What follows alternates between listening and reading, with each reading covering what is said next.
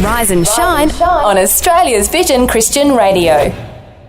Last week, while DJ was still here, AJ dropped by and she actually gave communion for the Vision staff. Nice. Which was absolutely fantastic. So, and while she was here, we said, hey, AJ, we've got you. Next week is school holidays. How about we grab you today? Yeah. And so DJ and I had a quick chat to her and we asked her how she was feeling about school holidays. This is what she had to say. Yeah, well, I think every parent is with me on loathing two specific words. Okay. Devices. Well, one word, devices. Oh, yes. Devices. It is so tricky, isn't it? Oh, my goodness, yes. It's like their whole world exists on this Screen. big screen. Yeah. And I worry for their eyesight and all sorts of things. But we're in that zone, and I know a lot of parents are with me now, the begging and pleading for social media. Yes. Well, we've had that in our house, so I do understand. And it's hard in the winter school holidays. It's a little bit harder because it's not like summer school holidays Well, where you you're can not in say, the pool or yeah, the run out beaches, to the run. They're Yes. like, oh, it's cold. It's I don't want to. Yes. Oh, Yeah. And then I feel ya. and then the next step is all my friends. Yes. I've got it. Sarah's trying to message me on TikTok and Instagram. this and Yes. Snapchat and everything, and I'm sitting know. there. Oh, it's a nightmare. So how are you? How's the minefield going? Yeah, look, it is a really tough one. And they're like, you don't know. Well, listen, in our era, you're right. When I was a girl, when I was at work, We've I lost was all the children. only person in the office that didn't smoke. And so, you know what it was like in those days. They would all go out for smoko, and that's when all the conversations, all the bonding, and I missed out on so much. And I missed out on promotions and I like lots that analogy. and so I know what I have. I am the queen of FOMO. I get it. I know. But did I take up smoking to be able to be part of those conversations? Okay. No. Yeah. And as I said to him, it's like I'm sending you to the front line with a loaded weapon, with millions of loaded weapons pointed back at you. Why would I do that? It is an absolute minefield out there. And I'll give you an example. This is a funny one because I think my friend can see the humour in it now. But this is a friend a few years after 9/11 was flying to the US and somebody had posted on his socials, don't forget about the bomb I packed in your bag. Oh my! Oh, no. Thought he was being hilarious. Oh, My friend, when he way. arrived at JFK Airport, Zip, zip. Let's he come was into this taken room to over a here. little Yes, room, yes. Oh, wow. stripped, searched, and his laptop that he has his entire life on it was literally pulled apart Really? and never given back to him Wow. because someone posted a funny comment on his socials. And that's we can think it's just this innocuous fun thing, but it can have very serious consequences. Yeah. And putting that in the hands of a 10-year-old boy, they can say some really silly things that could make them unemployable in the future. 10, 20 years' time. I've got 3 teenage boys. Well, actually, the oldest is now 20, and the other 2 teenagers. So we've gone through it with the social media accounts and everything like that. And I've had a couple of my boys over the years do what every parent dreads, the hidden account. Yeah. Or it's a thing. even I've had one boy have the hidden phone. Right? And you think as a Is he a parent, spy? Like That always happens in the movies. I know. Well, it was the classic one. At the age of 14, he was disciplined. Phones were taken away. I get up to go to the bathroom in the middle of the night. 1 a.m. I'm walking past her. What is that glowing light Really? coming from there? I walk in there, and his eyes are massive. I said, didn't even say. Hand it over. Yes, Dad. 2 bars right there. And there's a $200 burner that he's bought from the corner shop. Yeah, right. And I'm like, what is... Kids these days are cashed up.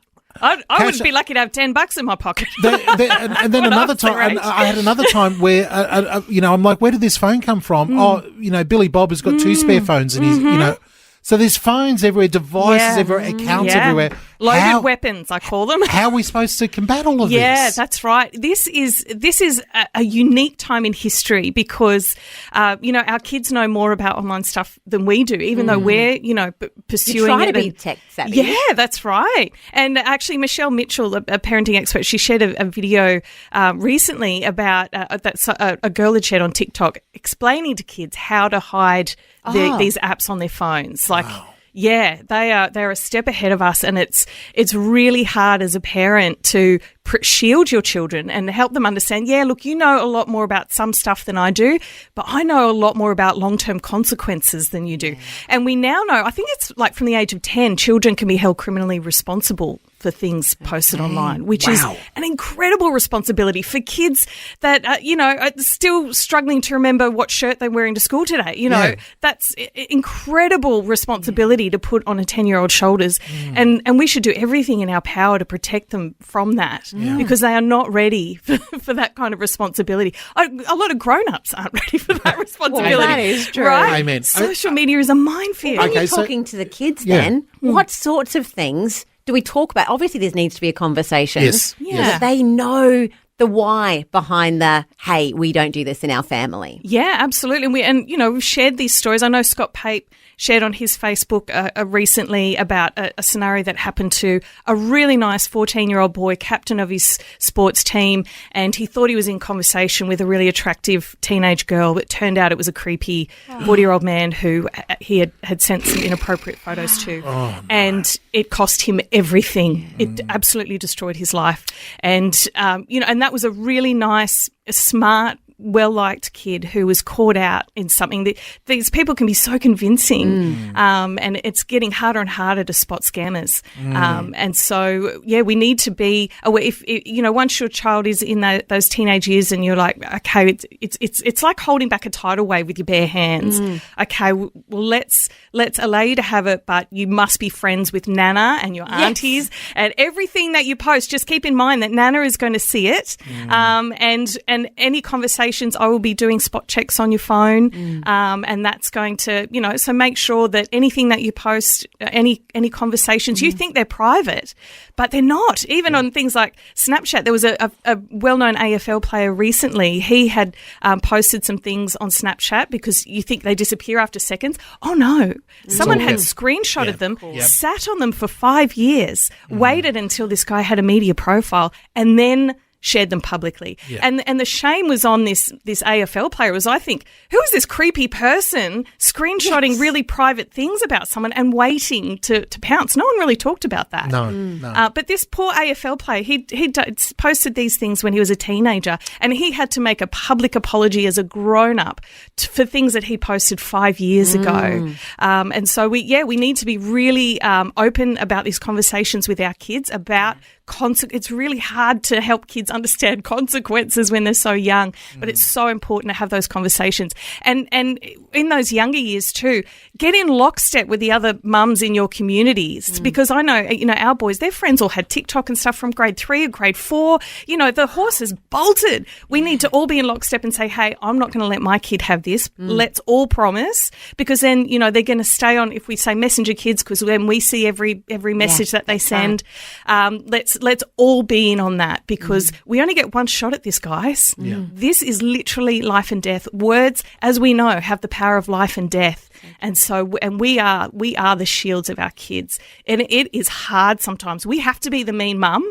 I'm so thankful that I had a mean mum that didn't let me go and do things that I wanted to do. I'm here today because I had a mean mum. A good mean mum. Right? That's the job description, guys. We have to be mean. I like that very basic instruction there. Hey, listen, if you want to reach out to AJ, get in touch with us. We'll put you in contact there.